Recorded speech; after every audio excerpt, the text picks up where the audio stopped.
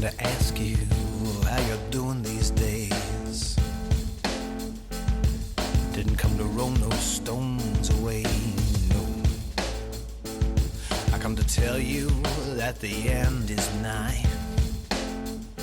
I come to prophesy, yeah.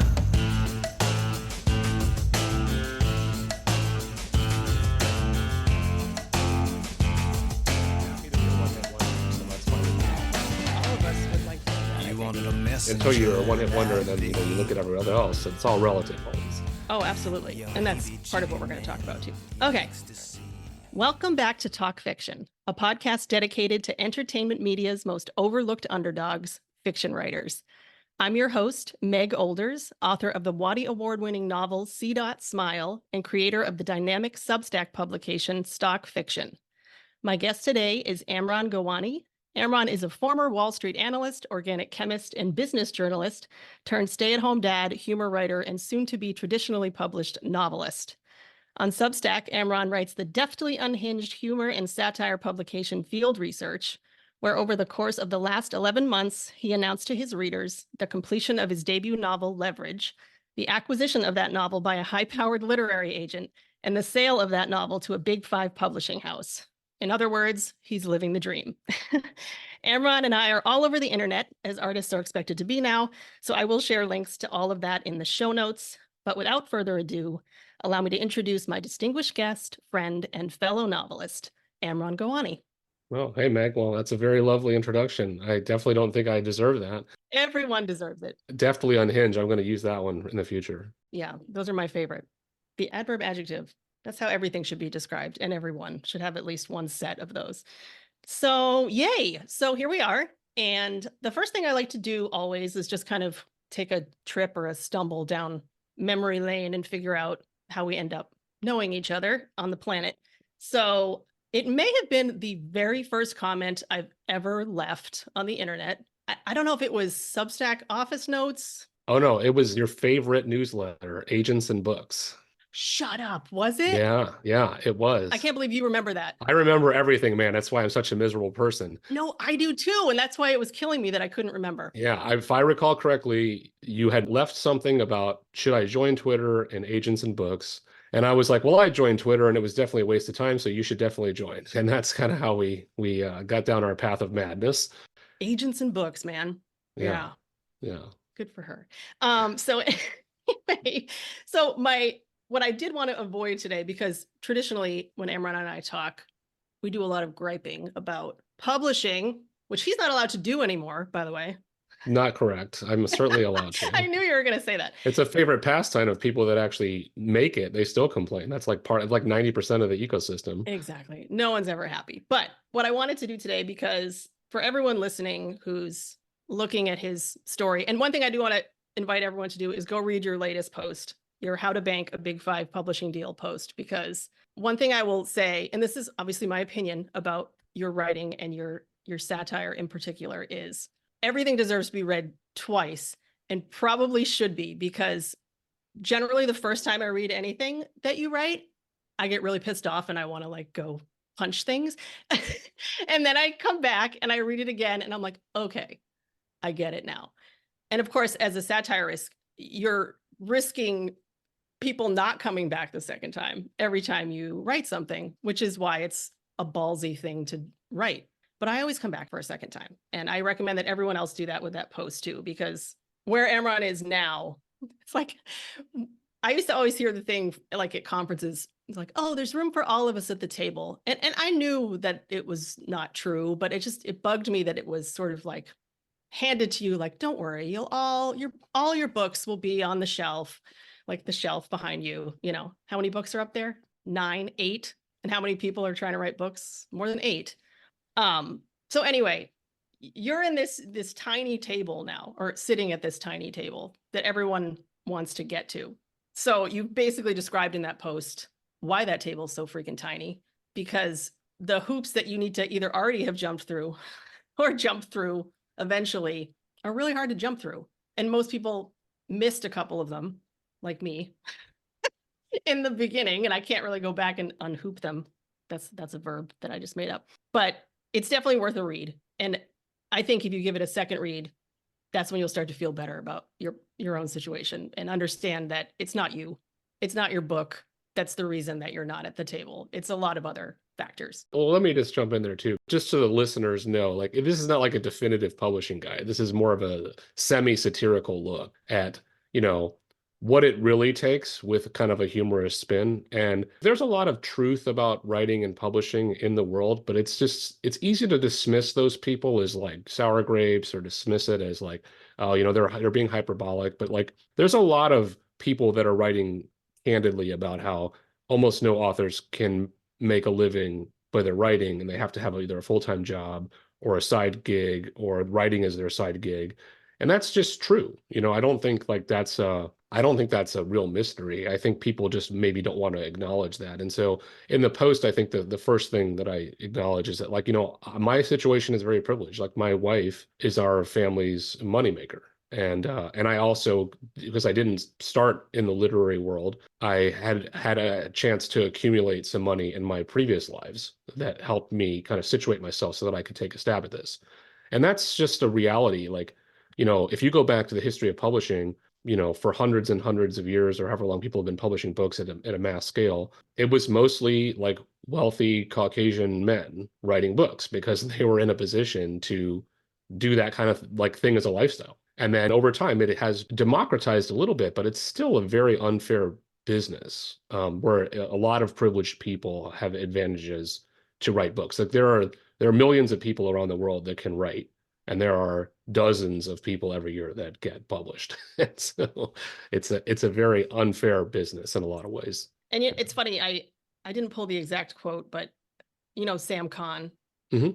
on Substack. So he posted a note the other day that was kind of like a memo to writers from the gatekeepers. It's like, if you want to be a published novelist, do literally anything else for the first half of your life first, because that's what they can sell that. They can sell your novel based on your resume, essentially. If you come from, you have all these amazing, bizarre, not novelist titles that you can attach to yourself that gave you this kind of, I don't want to say advantage, but it's what those people at the top are looking for. They're looking for like someone, I was talking to CK Stiefel. She writes Good Humor. Mm-hmm. I had a Zoom with her the other day, and she was like, yeah, I know this woman who just wrote her first novel. It's getting published. She's an anesthesiologist. Never wrote a book, never studied writing, just decided to write a book one day and has this like background as an anesthesiologist. I don't know if that played into her novel, but I don't have a resume outside of just living for 44 years, which, I've done shit. I got shit to say, but it's not sellable shit, Well, it's tricky, and you're not wrong. I'm not trying to disagree with you. The only thing I would add is that it's not even just the gatekeepers, it's the quote unquote marketplace of readers. Like they want a story from an insider. And so, yeah, like I have an advantage in that I've done a lot of weird stuff. Ironically, because I've done a lot of weird stuff, I killed my corporate career in corporate America. Like I couldn't get hired anymore because I had too much experience that no one knew how to evaluate and how to reward. And that's actually one of the reasons that I got pissed off and left corporate America and just started writing one day. And then so you pick your lane and you take advantage of your opportunities that you've created for yourself. But it's all out of it is luck. A lot of it is random. And I think you can find these lists or tweets or in Substack notes. You can find all these places where people say, oh, Toni Morrison published her first novel at 41, and like, Ray Bradbury published his first novel at such and such an age, and they're all like 40s and up. And it's like, I don't want to sit here and say you can't write a novel when you're young. But I talk to a lot of writers, and now I'm meeting editors and agents in my journey here, and a lot of them say like, yeah, you got to have something to write about that really gives you an advantage. And so there's a reason that writers tend to be a little bit older, because you have to bring something really unique to the table. But then again, there's plenty of exceptions. There's plenty of wonderkins out there that start writing, when they're in their early 20s and have a lot of meaningful things to say, that are great culture observers, that are great critiquers of contemporary society, or great researchers that dive into historical novels. So the problem with writing and publishing in general is that there is no formula, and that's why nobody can recreate it. Everyone makes their own path, but there are certain advantages, and that's what my post gets to, is like, the first advantage is you have to have some financial stability so you can dick around writing your book for a long time. And that's just the reality that nobody likes to say out loud. you have to have either family money, or you have to have a spousal support, or you have to have another job. You have to have some way to make money so that you can attempt to go down the traditional publishing route. And without that, like, you're almost certainly dead in the water, like, right off the start. And that's a hard reality that most people don't want to acknowledge, but it is what it is. Right.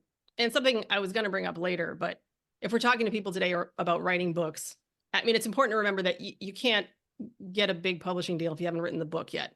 And I think the way that the culture is set up around writers now, because we have to be in these social media spaces, like, all anyone is talking about is publishing and how it did them right or did them wrong. And there's less talk about writing, and the talk that is happening about writing. And actually, I want to jump into our celebrations and frustrations. And normally I let my guest go first, but since I'm on this tangent already, I'll start with my frustration, because I feel like, and this has probably been going on for longer than I realize, and I've always been skeptical of scammy stuff anyway, but it's very predatory, the stuff that's out there that's looking for try-hard writers who want to reach these heights that so few people are going to reach.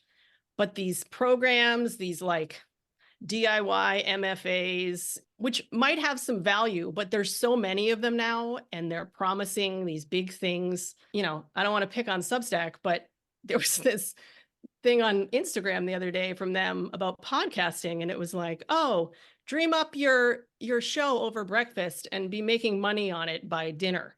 Yeah, I mean, that's obviously horseshit. I mean, It's total bullshit. I mean, I'm not making any money on this. This is my 4th episode. I'll never make a dime on it. It's nonsense. But people really want to latch onto that stuff. And it's the reason I'm on Substack. I came here because someone told me I could make money. And you know what I mean? So, and I'm not going to leave because I haven't made money, but it makes me sad when I see those things going, and I'm like attacked by them on Instagram because they know I'm a writer. So like, they're like, hey, you want to get better at this? Hey, you want to enter this contest? Look at these 2 people out of 15 million who got their books published after they won. Like, I see the fine print more, but that's my frustration, because I know how many people now, even more so now, because I've met a lot of them personally, how many people are trying to do this and how many ways they can be bamboozled in the process. Yeah, I mean, that's 100% valid. I mean, again, I used to work in the pharmaceutical industry, and then I worked at an investment bank. So, I mean, scamming is like a core competency of those industries. And so, like, when I started to get into the publishing world, I was like, oh, right, yeah, this is all bullshit. I mean, these people are promising stuff that they couldn't possibly deliver. And, the problem with writing is, in any art for that matter, applies to, visual art, to movies, to filmmaking, to music. It's like, everybody's looking for like that magic elixir that's going to help them break through. And that's just opens you up to being preyed upon, right?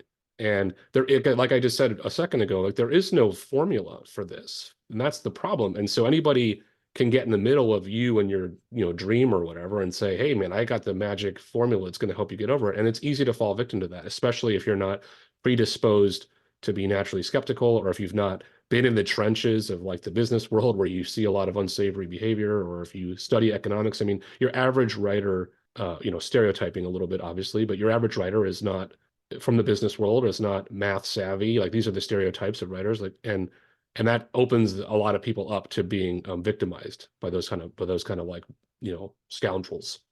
And I don't even know that they're all scoundrels, but everybody's trying to make money. And that's what you have to recognize too. It's like, I'm going to go ahead and declare anybody telling you this is how you do it in publishing is a scoundrel. Even if they have good ideas, like, you're just basically preying on people and you're leeching out of the middle. You're a middleman, and anyone who's a middleman is like on the wrong part of the equation. I mean, agents are middlemen. I have an agent now, and I really think he's a great dude. And he called himself a scumbag literary agent in one of our email exchanges. And that was like, this is how I know this guy at least gets it, right? Like, he knows that the system is messed up, but it's the system that we got. So I think it's just about an acknowledgement that, like, yeah, the system is messed up and you're just trying to do the best you can within the system. I think when you actively become someone who's like, I'm going to get in the middle and just take some money out of the middle, I mean, I'm going to go ahead and declare you like part of the problem. right. Well, and that is a good segue to my celebration that I'm sharing. I attended a webinar the other day. It was just sort of a rundown of the 3 main routes to publication, which are, the big 5, small presses and self-publishing. And the guy was really thorough, and it was like a pros and cons list for both. Plus, he like had this little list of like, who are the writers that are a good fit for this? And I basically came away realizing something I probably should have realized ages ago. But my books and me are not a fit for Big Five publication. Not now, anyway. They're just not. So I started looking at small presses literally for like an hour. And I'm like, holy shit, like this is where my books go, like here. Because I'm looking, what kills me about like bestsellers, and when I walk into Barnes and Noble, I look at all the covers that are out, they all look the same to me. There's like this style that all the romantic stories have. They literally look identical to me. I can't even tell them apart. The titles are sort of similar. Like there are trends, and I've never been a trendy person. I'm just not. I'm wearing the same clothes I wore like 20 years ago. Like I don't give a shit about that stuff. And I also don't pick those books up and read them. They're not my choice of reading. So I went to like this one website, either Adams or Abrams Books. They have a bunch of imprints and they have a YA imprint. I just went and like scanned the book covers and I'm like, oh my gosh, this is where they are. This is where all the unique covers and like human stories are. And I don't know why it took me that long to get there, but that's where I'm shifting now. I guess the epiphany is like the reason the agent search was so painful for me is because I knew that I don't really want an agent. I really don't. Like I don't want that person in the middle. Well, it's interesting if I can jump in and Please do. yeah, like I mean, I think the reality is like Big Five publishing is big business. And I don't think most people think about it like that because they think of it as like art and like culture setting and like where the real creators and like the real, big time thinkers in society are. And that might be true, but at the end of the day, it's a big business. These are huge corporations with large bureaucracies that are making business decisions about what they think the marketplace will enjoy and like. And there's certain formulaic books, and I don't even use formulaic in a derogatory term, but like there's formulaic books. Like there's certain readers that, in particular genre fiction, like horror stories, romance stories, that just they're looking for something specific. And if you can supply that specific thing for them, then they're going to like it. And the agents, remember, are again, I don't think all literary agents are bad, but they're important parts of the machine. The problem is the machine sucks, right? But they're important parts of the machine. But they only make money when the author makes money. So their incentive is to take projects that they think the publishing house will buy so that they can take their cut and negotiate their deals. And then the publishing house is only going to take projects that they think are going to sell to the mass market readership. And it's like you say it and it sounds obvious, but it's like, but that is the real constraint. So the minute you deviate from that formula even a little bit, like you're putting yourself at a disadvantage. And that's the fundamental tension between the art and the business side of the equation. Like I've read C. Smile. It's really good. And I've talked to you about it before that I think it's probably too long for the traditional publishing industry. Like I think that they're just going to look at the word count and they're going to balk. It has nothing to do with the quality of the writing. My first book that is not published, that I couldn't get an agent for, it's not bad. I mean, I joke that it sucks or whatever, and it sucks by the constraints of the traditional publishing industry. It did not meet the metrics that it's supposed to meet to be a debut novelist through a Big Five publishing house, and which is why I hit reset and wrote a completely different book that I think is really good. And I didn't cut corners to like try to please some gatekeeper, but I just looked at the big constraints like word count, genre, title, and I said, let me just make sure that I hit those metrics so that I'm not instantly dumped out of the slush pile for something really trivial. Like let me just play by their high level rules so that I can break the rules inside the actual book. Because I think that you've read the director's cut of my book, and it's not like a lot of books on the shelf. It's definitely pretty aggressive, and I think it's going to hopefully find an interesting readership in the marketplace.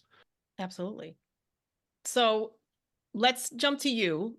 If you have something to celebrate and something to frustrate. Yeah. I mean, of course, and we've already belabored it. So my celebration is obviously my book deal, and Yes. Anybody can read about that. The last two posts on my newsletter on Substack are related to the deal, and they're a lot of fun. Hopefully, you guys will check them out and give them a read. And my frustration is consumer technology broadly. Like I've been in a technology like descent into madness for the last like 4 months. And I'll save the stupid details, but we had two TVs. We bought a TV in 2021 specifically for our kids because they were getting bigger, and we were it was the pandemic, and we live in Chicago, which is perpetual winter pandemic. And so we bought a second TV for them, and it broke after 2 years. And then my Surface broke after 2 years that I used to basically do all my writing. And so I'm like, Microsoft is multiple $1 trillion valuation. Samsung is one of the biggest conglomerates in the world. You guys can't make a product last more than 2 years. And so just very frustrated with that. And then that's kicked off, I had to steal my wife's laptop from her, and now is my primary laptop. And I'm like, but this probably isn't the laptop I would have bought had I known I needed a new laptop. And then I have a phone that's like, there's nothing wrong with it, but it also feels like it's getting a little long in the tooth. And it's like all these huge corporations and this oligopoly of technology companies that's my frustration. It's like, there's ostensibly a lot of choices and there's not really. And the pricing is extremely predatory. Like, I could go on a completely unhinged rant about Apple, which I won't, but maybe I'll do it in a newsletter post at some point, because it is an extreme, like, I like their products because they're durable, but it is extremely cynical and shrewd pricing strategy to really harm the consumer ultimately. I've never owned an Apple product. Well, you're smarter than the rest of us. I'm still trying to figure out what the benefit of a phone having titanium in it is, because I can't figure that out. But man, they got to plug that in every ad. Yeah, it's I'm not sure either. I was an Apple guy my 5 lives ago when I was a scientist. All scientists use Apple. And then in my 4 lives ago, when I became a business guy, then I switched over to PCs because everybody in the corporate world uses PCs. And then now that I'm a fluffy artist, I'm back in Apple, and I'm very angry about it. Yeah.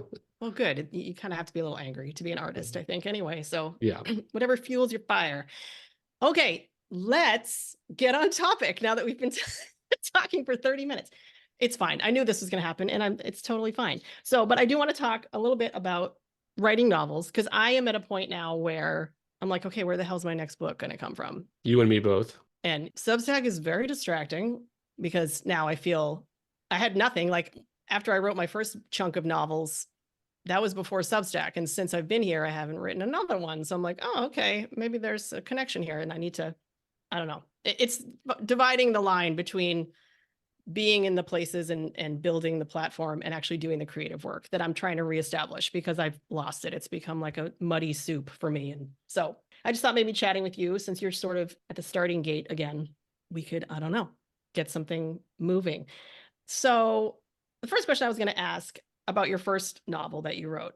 So my experience with my first novel was, it was basically right after I quit my job, because I quit my job because it was miserable. Well, it was fine, but I just wasn't happy. And we were in a position where I'm like, maybe I'll try to do this writing thing. So it was like fall of 2021, and I was hearing about NaNoWriMo, and I was like, ooh, this is okay, but kind of scary. So I didn't sign up for it that November, but I proceeded to write my first book in 21 days. It was like 70,000 words.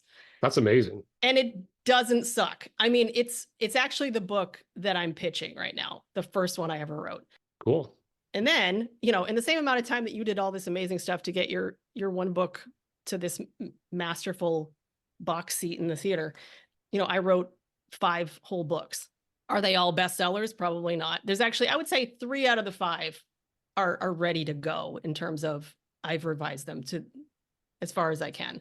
And 2 of them need some work. But my first experience writing the book was actually really positive and good for me.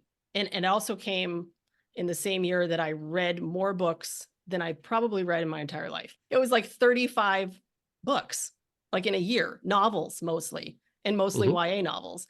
So I think a lot of my impetus and inspiration for writing my own just came from reading. So I'm curious, aside from just being fed up with your corporate life and being, again, in a position where you're like, okay, maybe I can dick around for a couple of years and write a book. Like, what else sort of inspired you or drove you to write that first book? And feel free to talk about a little bit about the book too, if you want to. You're talking about the first book that's unpublished. The first book you wrote. Yeah. So I think it's interesting what you just said about reading a lot and then almost like filling up your tank to then, do the work of your own writing. And so again, as I've mentioned, and you mentioned in my kind of introduction, like, I don't come from the world of the arts, and I was never really a writer. I mean, I was always a writer for fun. I would just write emails for my friends and make them laugh, kind of thing. But yeah, when I got to this certain point in my life, in my late 30s, we had one child, or our second child was on the way, and I was just really fed up with work. I had read, I don't know, at least 100 novels in my life by that point, which is, not bad for a man in particular. Right. Men don't read anywhere as much as women. That's a well-known stat. That's not a gender stereotype. Um, but I had read a lot of and the thing is, I always read literary fiction. And so I think I kind of stumbled upon this realization of my own kind of creative process, which is I marry literary fiction with like 80s and 90s action movies. Like that is my kind of formula that I think works for my novels that I've written. But basically, I had this lifetime of reading, say at least 20 years of like solid literary fiction reading. I've always been a huge movie fan back from the time I was like single digit age of years. I've always watched movies, age inappropriate from the day I was like 7 or 8. And Right. so I think I had all these kind of stories swirling around in my head. And then I had this corporate career where I just see, graft after graft and crime after crime and white collar scumbag after white collar scumbag. And then I actually get entrenched in that myself. I'm working in an investment bank, and I'm pitching the stocks of companies that are literally perpetuating the opioid crisis. There are movies made about these companies now. There are people went to prison. Like I know these people, and they're not friends with them, but I know them. I've had dinner with them, and they're felons. And so like you start to have these life experiences, and at some point I just got to the place where like my tank was full enough that I was ready to put my gas to work in writing my own project. And it was clearly a terrible idea. I mean, I had no foundational reason. I had no foundational training. I didn't even take like, literature class in college. Like I was a hardcore scientist where like all I took was math and science. And I took all of my, what do you call them, liberal arts classes, pass, fail, just so I could get through them because I'm trying to like do my calculus homework, and I don't have time to be thinking about Kant and, and all this, like the other stuff that didn't really interest me at the time. Right. And so, all that is to say, like, when I had the impetus to create my own novel, it was just that foundation of stories that I had consumed, for 2 decades. Mm-hmm. And what I'm experiencing now, and I'll get back to the actual novel itself in a second, but what I'm experiencing now is that basically the two novels I've written, the first novel that didn't pass muster, and then my current novel, which is now acquired by Simon & Schuster, is I kind of used all that fuel. And now I'm like thinking, okay, I'm in the process of just gone a huge story consumption sprint. Like I'm watching a ton of movies, I'm watching TV, which I never do. And I'm reading novels like mad. Like I'm reading like a novel a week. And I'm just refilling that tank really in a lot of ways to try to figure out what I want to write next. And so that's where I'm at. And I think there's a clear parallel from what you said, where you read 35 novels and then you punched out 5 novels yourself. I'm refilling my tank with a lot of novels right now and just kind of like seeing what's out there. Every writer says and is right to say, like, in order to write, you got to read. And so I definitely agree with that. I also think it's a little bit flippant to say, because like it's like when you're writing, you can't be reading. I mean, you're reading, you can't be writing. And so you have to find a balance of both. I'm not the kind of person. I've learned about my creative process where I can read and write at the same time. So I think what I'm probably doing at this very moment is just consuming a ton of stuff, and then I'll probably get to the stage where I'm ready to start writing. And when I start writing, I probably will stop reading. It's not because I don't want to read, it's just because I will get absorbed in my writing process, and I will be able to sit there for 3 to 6 hours in different chunks and really get into the work. Mm-hmm. And so that's probably the process that works for me. And so I don't know if I've even touched your actual question, but that's kind of okay. But you just say something about, the statement that if you're going to be good at writing, you need to be willing to read, and read not critically, but you have to start looking at other books as sort of mentor texts, is what a former teacher called them. What is this book doing right or well? Because the reality is, even like the best books, you can look at them critically and find things that you as a writer might do differently, or in your opinion, better. Like, I feel like we kind of hold certain people and their work on this pedestal, but anything can be looked at and shifted. And this is such a tangent, I don't even know what I'm talking about right now. No, well, let me pick up your thought there, if you don't mind. Because I do think you have to read critically, and I think you have to read in particular, if you want to write yourself, you have to read with a craft lens in mind. And I think, so let's go back to my I've been reading literary fiction my whole life, and filling up my kind of creative tank in preparation of writing my own story. Well, even though I wasn't a writer, I was still an analyst, really. Like I'm a scientist, right? Like I break down stuff. So I'm like, Mhm. why did this story work and this one didn't? Like I tried to read Lady Chatterley's Lover, like in, I don't know, in 2006 or something, and I couldn't finish it because I'm like, this just isn't interesting enough for me. And it's like obviously a very old book, different sensibilities, but it just didn't work for me. Like it didn't move fast enough. I Mhm. didn't really care about the characters. But then I'll read something like Catch 22, or I'll read Cormac McCarthy, and like it's a very distinctive style of writing, but that it speaks to me, and it kind of like helped me think about what I liked about it and what it didn't like about it. And so now I was just reading to read for pleasure and to learn at that time. But I think always in my mind, as a writer was buried inside of me, I was probably reading for craft. And I know for sure when I watch movies, I've always watched movies with a craft lens. Like, why did they use this camera angle? Why does the exposition come with this part of the movie? Does the movie action open with a huge action set piece to set the tone for the movie? Does it open with the villain? Does it open with the hero? Like, these are things I've always thought about just intrinsically. And now when I read as a bona fide writer, someone who's been writing for 5.5 years, I'm not bona fide because I got a deal. I've been bona fide because I've been writing for 5.5 years. Like, you're in the trenches, you're doing it, you're a writer. If you write, you're a writer. Anybody takes anything away from this discussion, just remember that part. You don't have to like have doubt about it. So now that I'm writing, full time, I look at everything I read from a craft lens, and I think about, okay, why do they choose this POV? Why do they choose present versus past tense? How do they do flashbacks? Do they do flashbacks? If they're doing third person, are they focused on limited? Are they dabbling in omniscient? And are they allowed to do that? Does it work? Can they get away with it? Can I just interject and ask you if this takes any of the joy out of the process of reading for you? Because it's stressing me out listening It to you does. talk. It does. But I think, and I don't mean to be like such a psychopath about it, but like I'm in business as a writer now. And so there are times where I have to read stuff and really just think about it as like, this is research. It's Mhm. not for fun.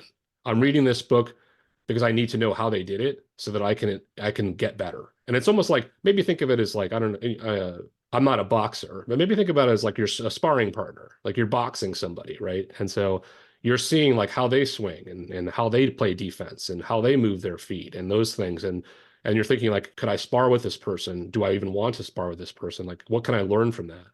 And like I'm reading a lot of books where I'm like, I'll never write like this, and that's totally fine. I learn what I like about it and learn what I don't like about it, and that's all good. And another thing that I would say, which I've come across a lot in my kind of time being a writer, is that people say, well, I'm worried I'll be influenced by what I read. Like, well, first of all, of course, you're going to be influenced by what you read.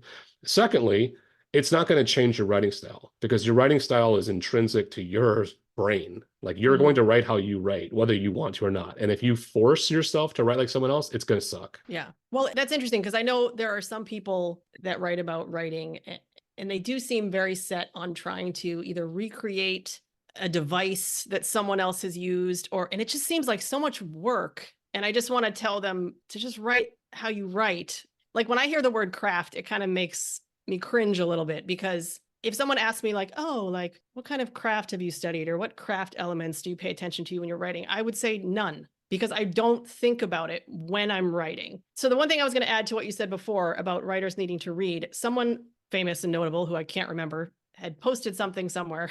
I just never remember where this stuff is about how not only do you need to read, you need to actually write because every time you write a story, you get better at writing stories, like every single time. So I would say like my novels got progressively better. And now when I go back, I can see how to make each of them better still because I've picked up things since I wrote them. And I think that's an important thing to remember too. Like we worry a lot, even when we're just starting to write a new book, you're like, okay, how am I going to make this communicate A, B, or C? Or how am I going to make this sellable to A, B, or C? But you have to write it first. You just have to do the writing and you have to trust that you can. You have to like believe that you can actually do it like in the beginning, I think. And I wasn't thinking about that. Anytime I started a book, I wasn't thinking about, am I going to finish this? Is anyone going to want to buy it? Like, is anyone going to want to read it? I didn't care at that point. And that's the piece I've lost, Amran. I can't get that back. Yeah. And I mean, so to use another like sports metaphor, I mean, writing is like any athletic endeavor. It's like, or lifting weights or running a marathon or whatever. Like the more you do it, the better you get.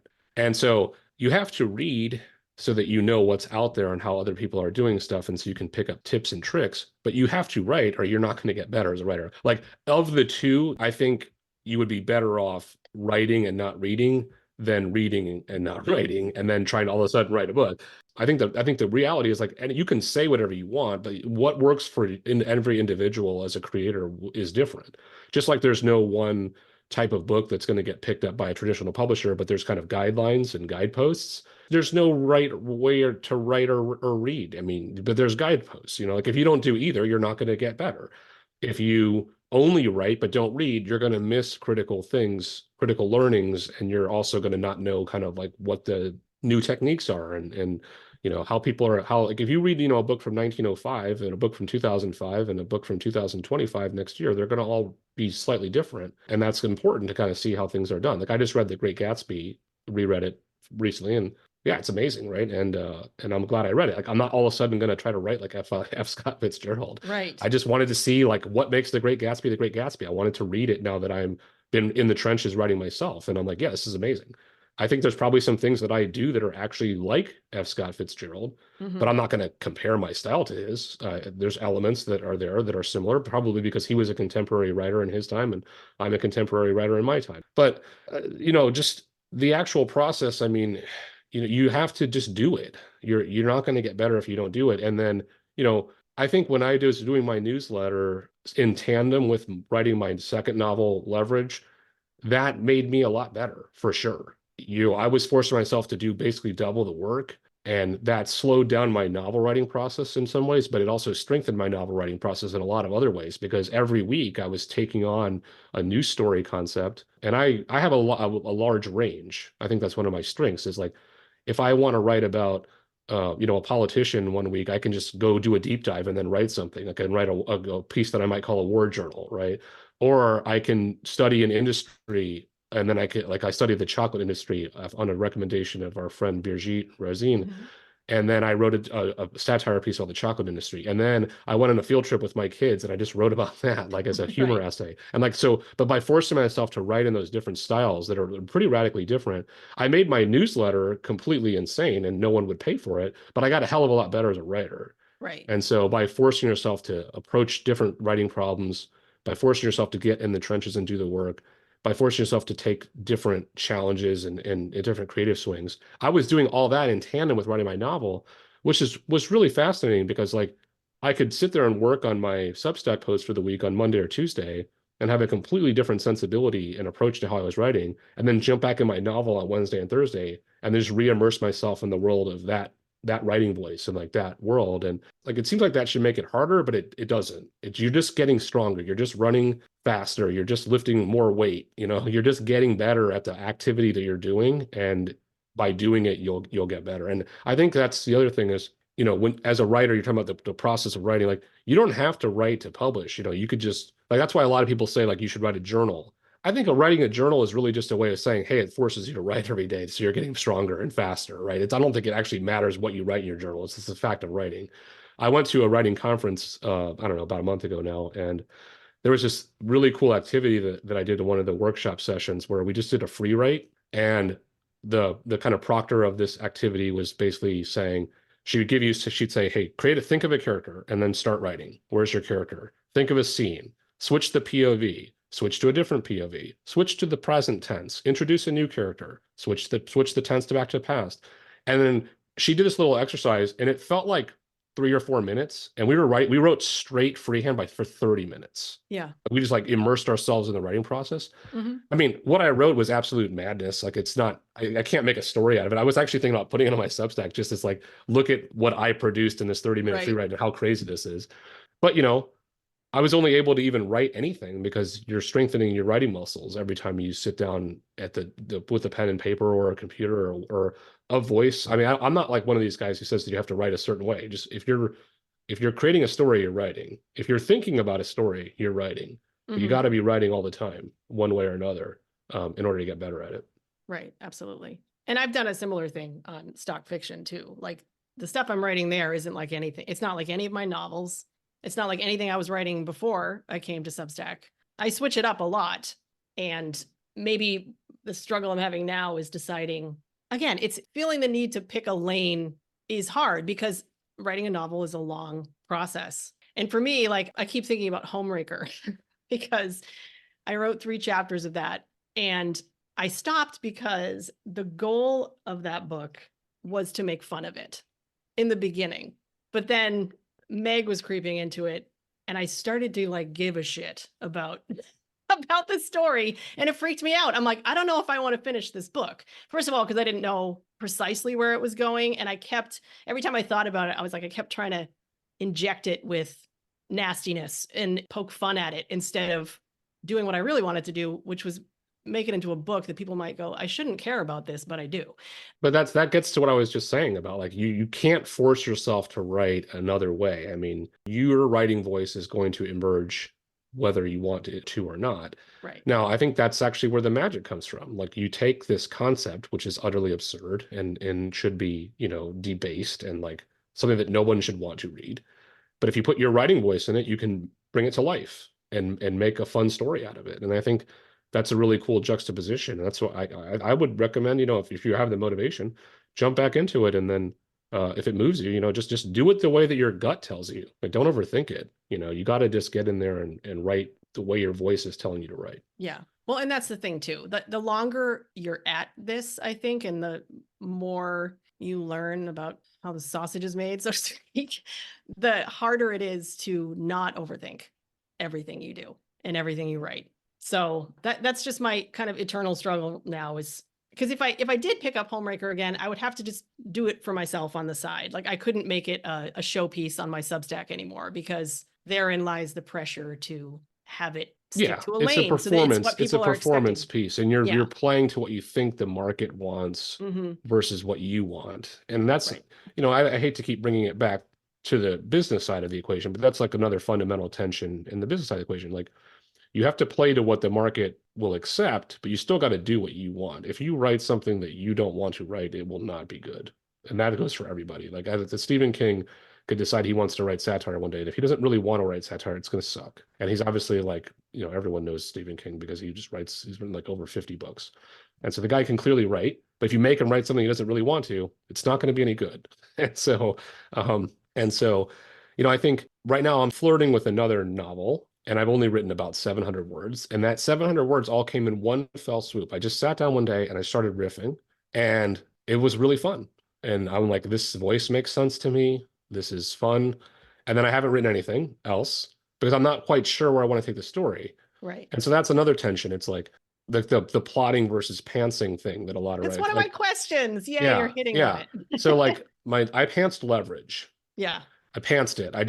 And the reason I pantsed Leverage is because I plotted my first book, which honestly it never had a title. Like when you don't have a good title, that's probably telling you that your book's not any good. And so I always, like my titles come before the book usually. I think that's I think that you probably is a good sign that if you've got a title in mind. Now a title for Leverage came about a third of the way through the book, actually, because I was still struggling with that. I pantsed my successful novel, but I plotted extremely carefully my first novel. And I want to do a bit of a hybrid on this third book. But I say I pantsed Leverage. I mean, I had an end point in mind. I had a starting point and an end point, and I just let the story take itself where it wanted to go. And I think what I'm struggling with, not struggling per se, but I'm not ready yet to dive deep into my new project because I don't know the end point. I don't know the end point yet. Once I know the end point, the story will take itself there. And I have total confidence in that. I mean, even though it's really hard to trust that you can do it again, but I've done it twice. I know I can do it again. And so, and anybody who's written, once you've crossed, I think 10,000 words on a project is a magic number. That was like a psychological barrier for me. On my first book, like once I hit 10,000 words, I was like, oh, okay. I could do this 7 more times. Like right? how did I actually even do that? And so if I can do that, then I can just keep going. And my first book was way too long. It was like 120,000 words. Yeah. And so on this new book, I think I want to do a bit of plotting only so that I make sure that I kind of put the appropriate guardrails in place so that the story doesn't completely go off track. But then that's its own sense of tension because when the story goes completely off track is when the magic happens. Like in my first book, I got to this one part in it was like chapter 7 or 8, and I had this character. And one of the structural problems with my first book is there's too many characters, and I had a third person omniscient point of view, which it was overcooked. But anyway, so I got to this one character. And I started writing and I was just kind of in the zone and I was free writing. And the character did something that I just was like not expecting. Yeah. And I don't know why. And I just let it, I went with it. And this, writers are talking about writing, they all sound like they're like possessed. But like, Yeah. if you've been in Yeah. the trenches, like your characters do what they want. Like, Mhm. they'll tell you to piss off. And so the character was doing something that I was totally unexpected. And I just went with it. And I ended my session and I thought about it. And then I went back and I deleted it all. And I Oh, made the character do what I wanted the character to do in order to fit this my this plotting. is so good though, because this is exactly what I had this question written down. I was like, do you ever follow the instinct and then have you ever gone backwards? And you did. I made the character do what I wanted the character to do. And the character was basically like, well, I'm smarter than you, moron. Like, you screwed this book up. And I think now what the book might have turned into had I let that character run wild with the Mhm. choice that they wanted to make. Right. And same thing happened with the protagonist of my first book, who's a great protagonist. And I actually think I'm going to bring her into the fold, into this new book I'm working on.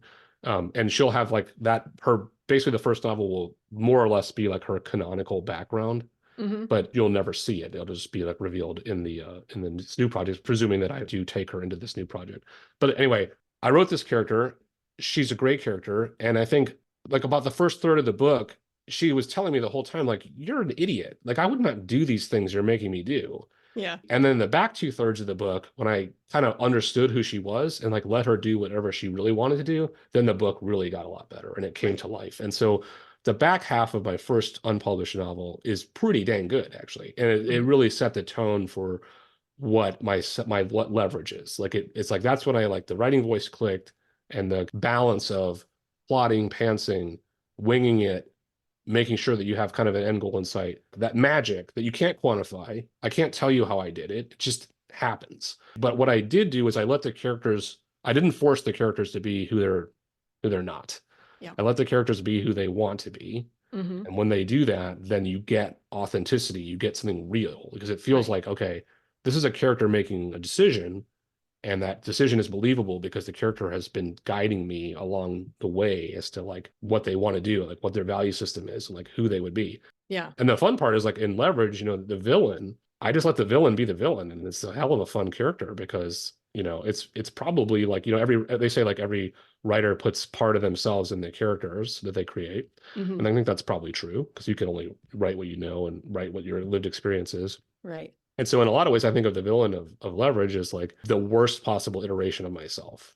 Like if I was the worst possible version of myself, like I might be like that guy. Yeah. And that's actually something I'm flirting with for my next book is to think about like creating two characters that are in some ways kind of like funhouse mirror versions of myself Mhm. and then pitting them against one another. And it could be it's an interesting concept. I don't know if it'll work, Yeah. but that's how I'm thinking about it. And then the novel writing process is just a weird elixir of insanity that just all kind of comes together and you can plot it, you can pants it, you can think hard about craft, you can completely wing it, but like you'll know when it works because Right. you can feel it. And I have a snippet of an idea for my next book to the point where I actually just wrote an elevator pitch and submitted it to a contest without having written a word. That's a great idea, actually. Yeah. So I did that. But my problem with not starting it is I don't know who the people are.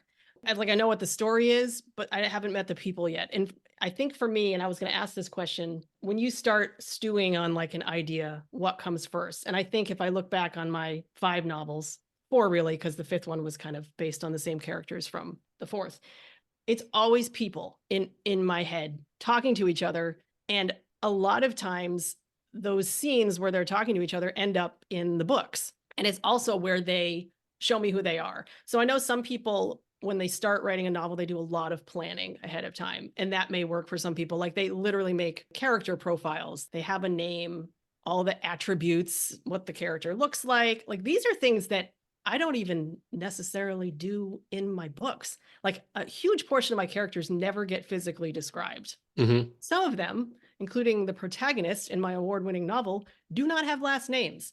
Like I don't know why I don't always assign them last names, but if the last name isn't there, I just don't give it to them. And no one's ever said anything. Although you mentioned it in my query letter. You're like, what's Dot's last name? I'm like, I don't know.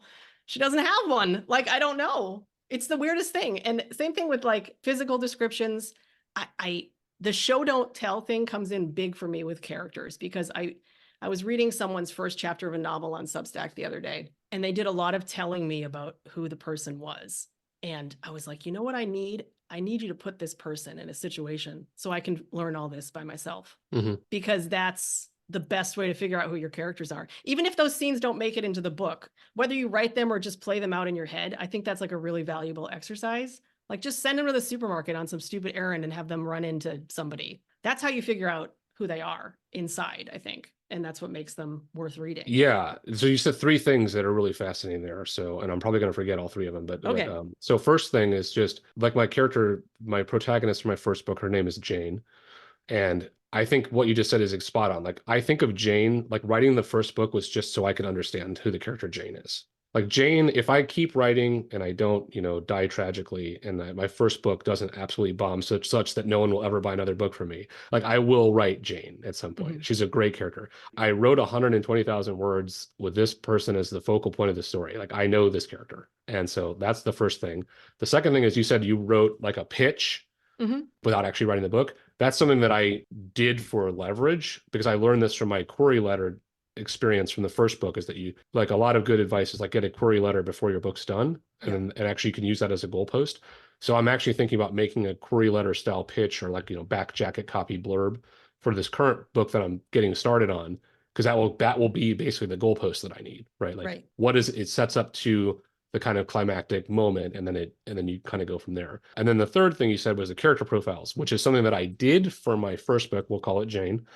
I did for Jane. I didn't do for leverage, although I checked that. I did do it a little for leverage, but just not like super serious. Like, I just kind of like threw some notes in every now and then to my OneNote. But with my first book, Jane, I literally created character profiles: name, age, height, weight, race, gender, hobbies, education background, and these are things that are specific in particular to, like, my books have both taken place in the kind of the corporate world, where like resume credentials are a big thing. So if you create a resume for your character, then you'll understand how they fit into the corporate landscape.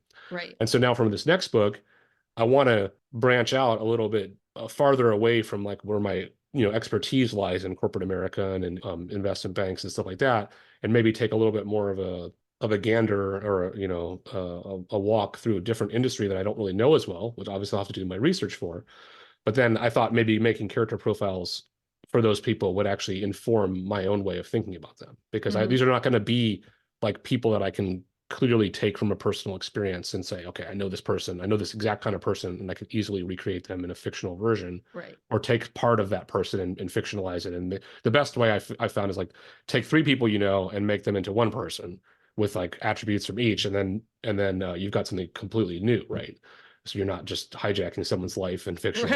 Right. But yeah, this one I'm going to make some character profiles, and I'm going to do that pitch letter, which I think are good frameworks for if you're listening to this and you're a fellow writer and maybe you're stuck.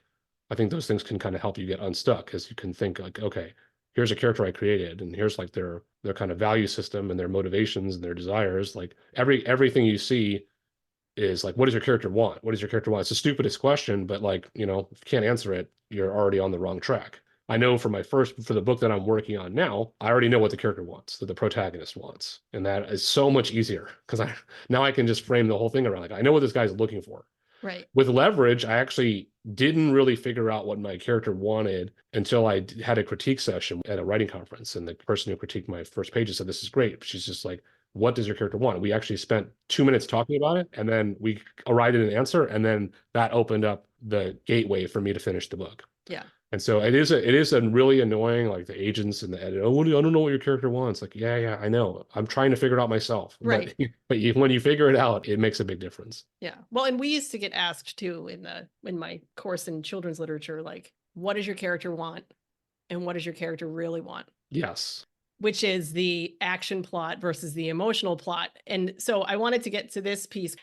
My question is about like strengths and weaknesses, like what you feel yours are, because I feel, and I've been told this, but I also sort of know it in my gut, that like one of my biggest strengths is voice and characterization. Like, the people in my books are real people. And I know that because I refuse to kill any of them, because because they're real people. And I think about them like outside of the book. Like just today, I was driving down the street and I saw a white camper van and I thought of freaking Bud. I was like, it takes like next to nothing for me to think of these people. So I know that that's happening for other people too. I trust that. But my weakness has always been developing an action plot or a hook that's outside of the emotional arc. Mm-hmm. What is holding the story together is what, like, I used to get asked, like, what are the, it's like a bridge, right? You need the things that hold it up. There has to be something there. And because I'm so focused on characters and what they're doing on, with, or around each other, like I don't spend a lot of time thinking about that. And so then when I get to the end and I'm trying to pitch these books, that piece is missing. Mm-hmm. And it's hard for me because I don't care about that part as much. Yeah. Like I love reading my books and just reading about how people are feeling and what they're doing on, with, and around each other. That's what I want to read. So it's hard for me to get to that point, but I know I should if I want to freaking sell my books. So I turn it over to you now. If you have a strength and a weakness, and you must have both. You're not allowed to like. Yeah. No, I mean, definitely do. I mean, my strength, I think, is dialogue. I think I just naturally have a good ear. I run my mouth a lot, so I talk all the time.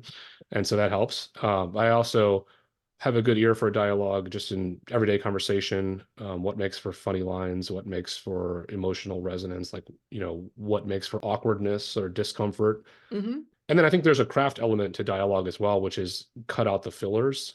Yeah. And then and that ratchets up the tension. And so I think that's something I'm really good at naturally. One of the ways I think if you're not good at dialogue, one of the best ways to strengthen dialogue is read comic books. Mm-hmm. Because comic books are basically all dialogue. And so I realized that was a learning that I uncovered of my own process. I read a ton of comic books. I read comic books my whole life, and I read comic books with my kids now.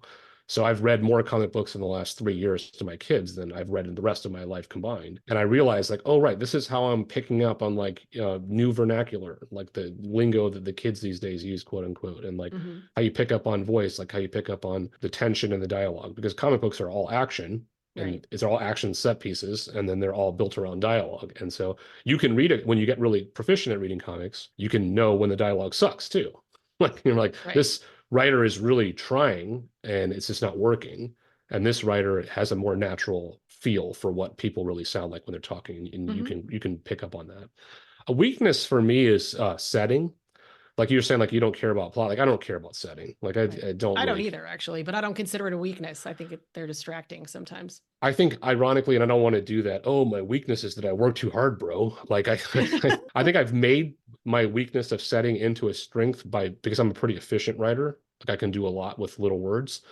And so I've learned to say, I don't really like those long, when I'm reading my book, I don't really dig it when they describe the room for like 3 paragraphs. I'm the same. So I've found ways to efficiently describe something singular about the room they might be in that keeps the reader grounded, but that doesn't bore me in my own writing process.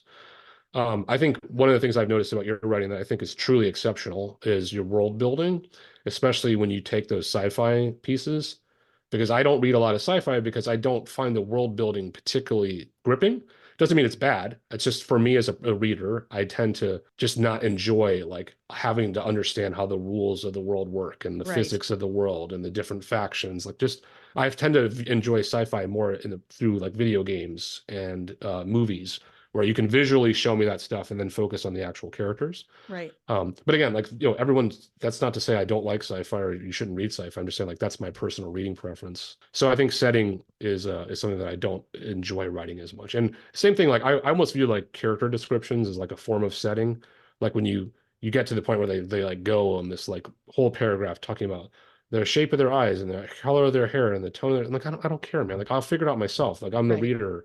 But you do need to do that because from a craft lens, most readers expect that. And that's something that I've learned to get better at. And I've learned to, like my agent had good suggestion for me in our revision process that like, just give the reader one physical detail to ground them in the character. And then you can weave in the rest over time. The reader can then create their own mental image of the character. And then, within the first couple of interactions with that character, you'll have a full description. The reader might have already decided they look different. They don't even care anymore. But you just give them something to latch onto. And that's probably a weakness for me too, because I don't know why I choose to describe certain characters and not others. I mean, a lot of times with YA, especially if there's an attraction happening, like you want to know why it's there, or if it's coming from the protagonist, obviously they're paying attention to physical attributes of someone that they're attracted to. So they're there.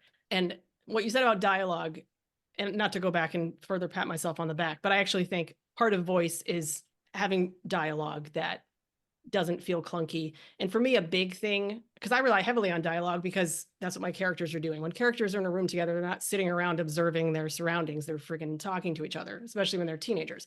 But rhythm is like a really important thing to me. Like I will use dialogue tags specifically to make the spacing between what people are saying come out a certain way for the reader. And one thing I do that I recommend everybody do is read your stuff out loud for this. Yep. Because, and it's always like at the end of a chapter, I'll add this little thing where somebody says something and then there's a dialogue tag and then the last word. And it's because I'm trying to create like something that you would witness like on a screen, like this happening. And I work really hard. Well, I don't think I work really hard. Yeah, it's natural for you. I mean, you have a theater background, you said, right? And Yeah. so, yeah, I mean, I think people have described my work in my novels as very cinematic. And I think that's just something you gravitate to. It's probably part of your writing voice. You meaning any writer. Right. I find myself to be a very cinematic writer. I think that goes back to just my love of movies. And like my original way that I consume stories was always movies. And so I've naturally thought about depicting what a movie looks like in my head when I'm writing on the page. Yeah. I think rhythm is, I would say there's a slight nuance between rhythm and pacing. Yep. So I think you have pacing and rhythm. And I think those are kind of go hand in hand, but like your pacing is exceptional. I think that speaks to the world building you do in your sci-fi pieces is you're able to kind of tell me like, okay, something is off about this world really quickly without boring me. That like, the stalactites are silver and shiny. Like I don't need that level of granularity. I need to know Right. like what's happening. That's me as a reader. Depends on what you're trying to do with your piece. And I know like pacing and rhythm are really important. So I have scenes in Leverage where there's multiple characters talking to each other at the same time. And I know like dialogue tags are like a real stickler thing for certain writers, but I intentionally used a dialogue tag for every character. Oh, I loved that about your book. Because it's rhythm, because it sounds like a beat. This guy said beat, this character said beat, this character said beat, and then it sounds like something different. And then it ends with no dialogue tag or like a more open-ended introspective thought of the character. But you also would add these like little phrases, I'll call them like improvisations almost, like where you would say, he said, comma, and then have some very descriptive, hilarious thing that just made me picture it a certain way coming out of the person. Like it was really effective. And I think I even noted some of that when I chatted with you about the book after I beta read it. And that was a way that your voice came through in that book a lot, that humorous side. Because people are ridiculous and the world is ridiculous. And you were really highlighting that with a lot of those characters for me. Well, I think like on all this kind of like voice stuff, because I mean, I would say, for all these terms are always too generic. But we're just working with generalizations because that's all we can do. Right. But I would say like you were saying that you think plot is a relative weakness of yours, and your stories are certainly not plot driven. Your stories are voice driven. And I think there's a distinction between even voice driven and character driven. And I think you would have to decide, you'd know better than me if you feel like your writing is more character driven or voice driven. I think as I started my third project, my second potential novel that I would like to try to sell, I've kind of firmly realized that I'm a voice driven writer. Like even though I have good plotting in my book and even though there's a good style, like ultimately it stems from the voice. And that's why I haven't really dug deep into my next project, because I'm still trying to figure out what the character, I know what he wants, but I'm trying to figure out like what circumstances in which he would be that he'd have to try to figure out how to get what he wants. Right. That voice driven phenomenon, your writing voice is yours and it's going to be specific to you. And so if you can leverage that in your craft process, like you're going to get that magic and it's going to come through. And when you're voice driven, you might be able to skimp on details like what the character looks like or what the room they're in looks like or where they're at, in the world. And the reader's not going to care because they're really immersed in the voice that they're listening to.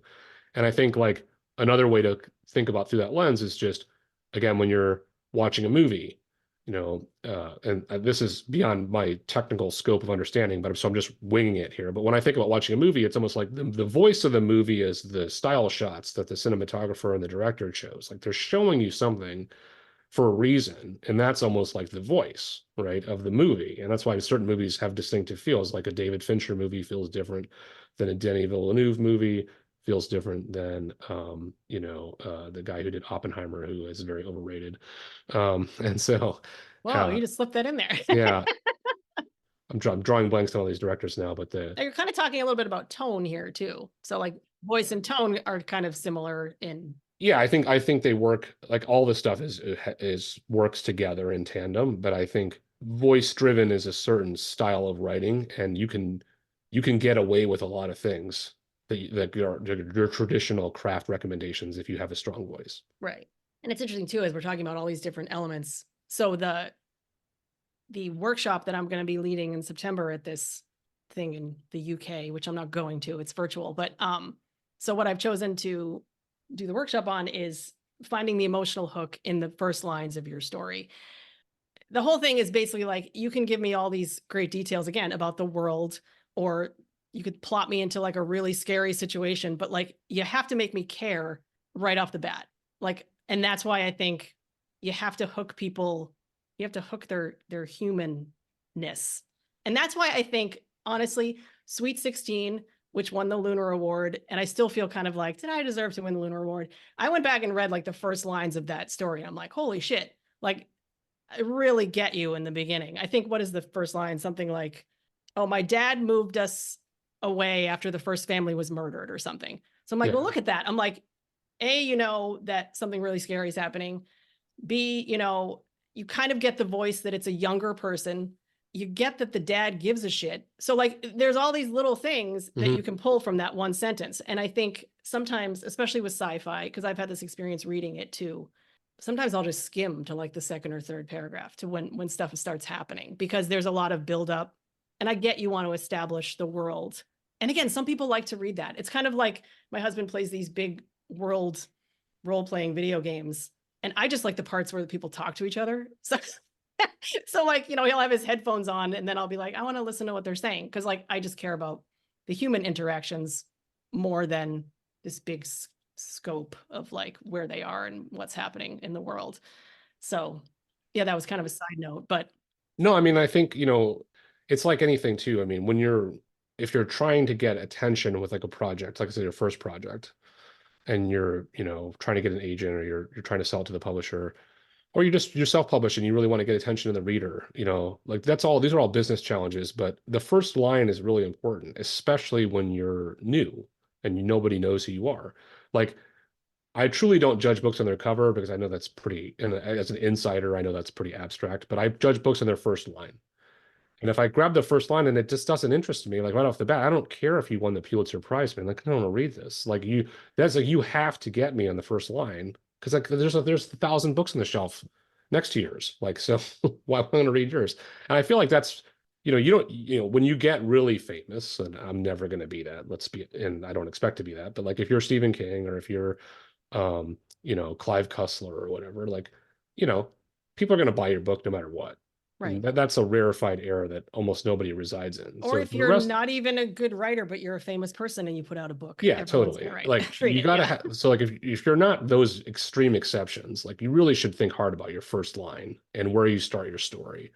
Leverage starts like an 80s or 90s action movie. Like it starts in the action. And I think, and that was something I learned from my first book, that starts more with around the character, and then it moves to some action. Leverage starts in the action, and then it actually cools off for a second, and it tells you about the character. And that was a choice. I think that choice really worked for that particular book. And my third book that I'm working on now, I have a killer first line. I'm not going to spoil it, but I have a killer first line, but it's all voice. And it's actually completely different from my first two books. It's basically just the character talking about himself and his backstory, which is typically something that I would not be interested in as a reader myself, but the voice is really working. And I think it's probably the right place to start the book. It might not be. Maybe I'll move it to the second chapter, or I'll move it lower in the first chapter when I actually get this thing finally rolling. But, that's 3 different books, same person, and I have 3 different craft choices. But always in every book, the first line is pretty killer, to be honest. That's really key for me.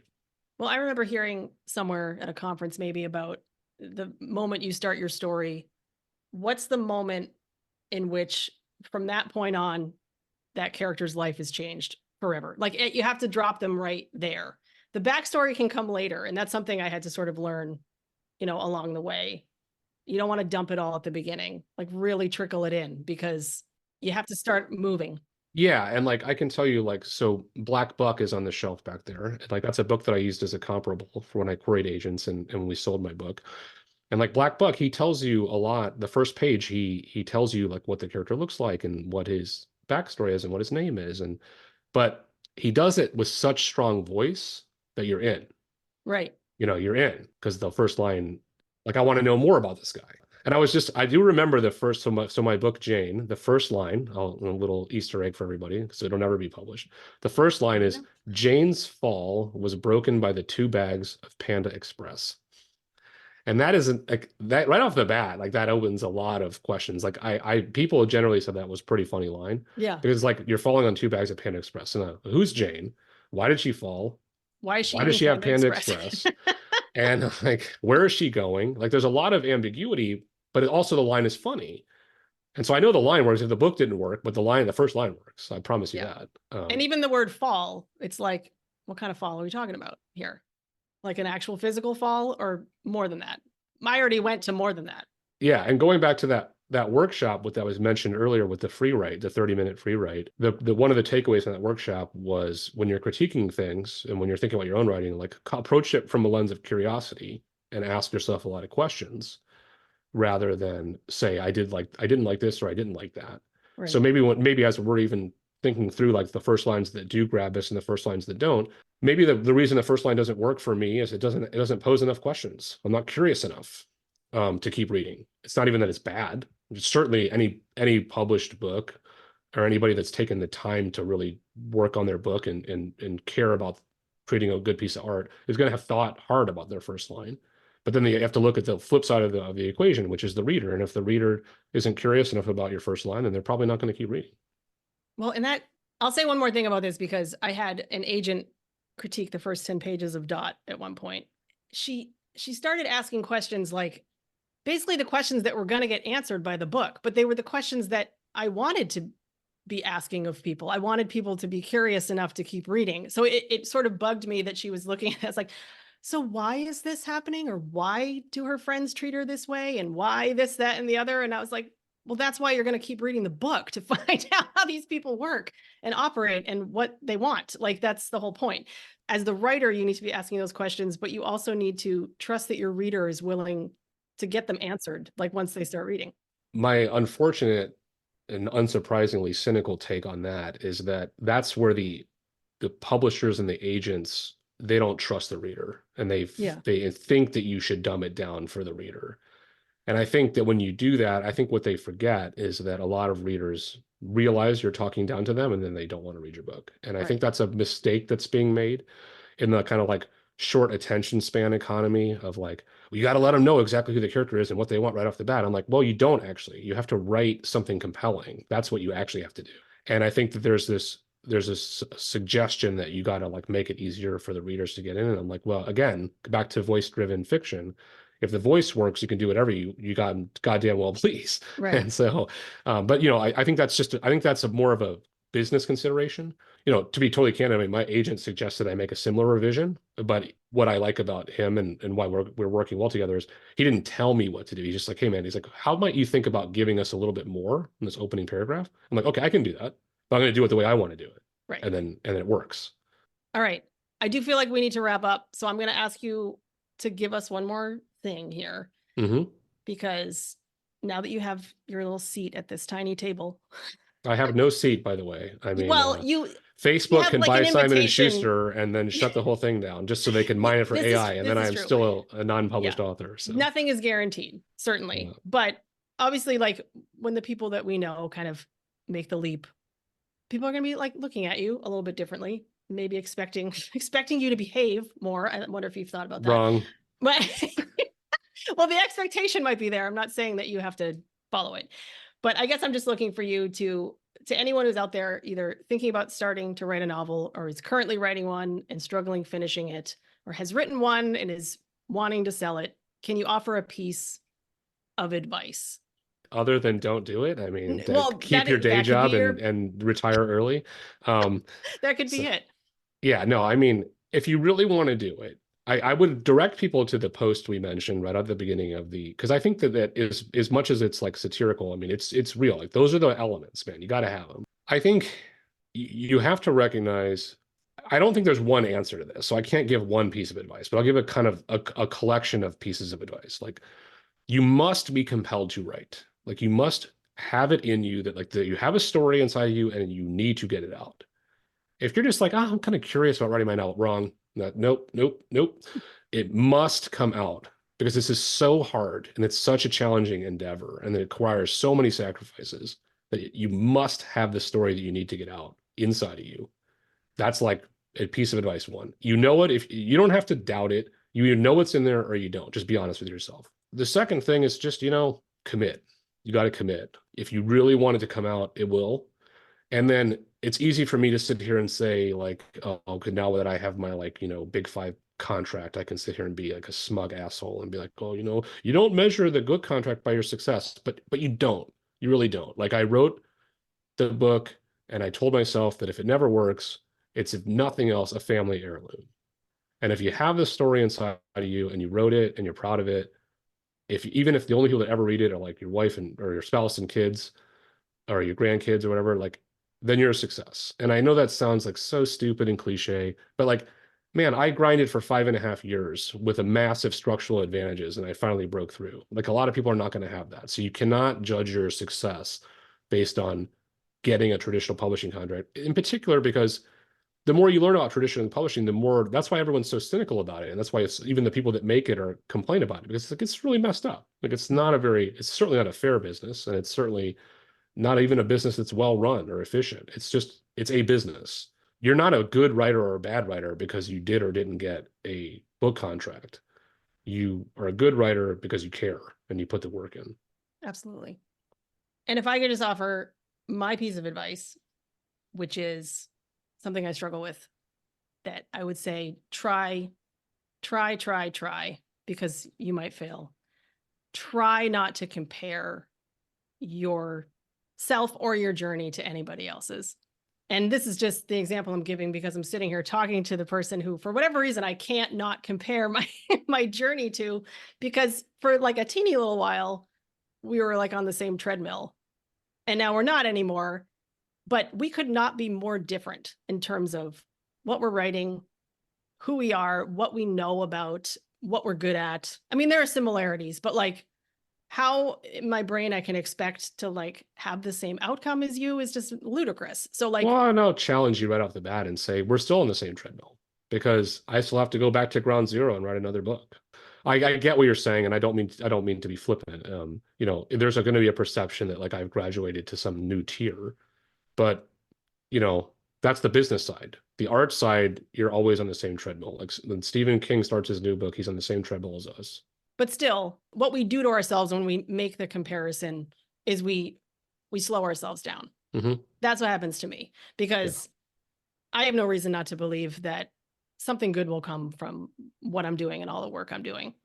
But when I see it happening for other people and not happening for me, there's just a natural thing that happens. No, it's human nature. You're a I mean, person. I'm not going to sit here and say I don't have envy and certainly of other people, and especially when you know people and you're like, well, I think I'm probably better than that person, to be honest, and maybe that's how you feel about me, and that's totally fine. Different, yes, not better. It's a really weird business, and it's a really weird undertaking, and you can only do what you can do, and you can only control what you can control. I know those are cliches, but they're also facts, and so. You can't judge your success. Like I honestly, like when I got my beta reader feedback, I knew my novel was great. And had I never got an agent and a book deal, I still would know my novel was great because I had it beta read by like world-class writers and they all said it was great. And that was really the true metric of like, well, did I produce a good piece of art? Right. Fantastic. All right. Well, I think we should close out there and thank you for coming and hanging out and talking. My goal for this really is just to give people the opportunity to hear from different people who are on the same path, but in other ways, different paths. And we're all on the same treadmill. You're right. We are. So that's it. I'm going to say goodbye to you here. All right, Mac. Well, thank you. Thank you very much for having me. It's a real pleasure to talk. And I hope that anybody that makes it through all 90 minutes, I really sincerely hope that there was something meaningful that I said that was that will help people in their writing process and journey. Like, that's what I hope this conversation's all about. Yes. And that's why I invited you. So thank you. All right. Thanks again. I don't care if you believe me. Fire is coming, fire is coming. Birds of the meadow, birds of the meadow. Fire is coming, fire is coming. Birds of the meadow, birds of the meadow.